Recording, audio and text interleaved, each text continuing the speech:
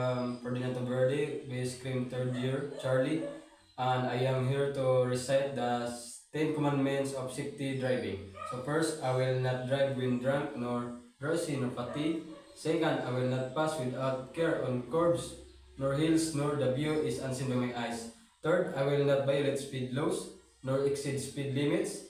Fourth, I do not disobey highway signs and traffic signs. Fifth, I do not make a twist without signaling my intention. Sixth, I do not accelerate my speed at school, playgrounds, hospital, and other dangerous zones. 7. I will not be careless when crossing at intersection. 8. I do not glare my headlights on approaching cars at night.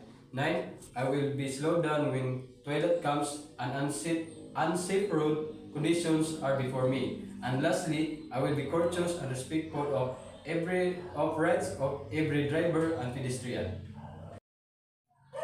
So then, the 10 commandments of road safety from traveler. So first, thou shalt not gaze at thy phone. Second, thou shalt not throw trash out of the window. Third, thou shalt not or never drive intoxicated. Fourth, thou shalt not take it any chances. Fifth, thou shalt buckle up thy keys. Sixth, thou shalt not drive on thy bride.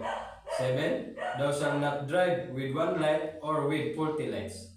8. Thou shalt adhere to the speed limit. 9. Thou shalt keep thy distance. And lastly, thou shalt practice patience.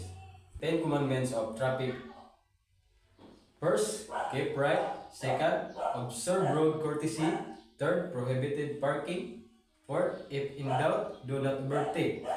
Fifth, the bus stop rule, lining up on the bus stop zone. Sixth, rule to prevent or untangle from jams. 7. Observe traffic management measures. 8. The philosophy of Pinoy driver, first come, first served vehicle. And 9.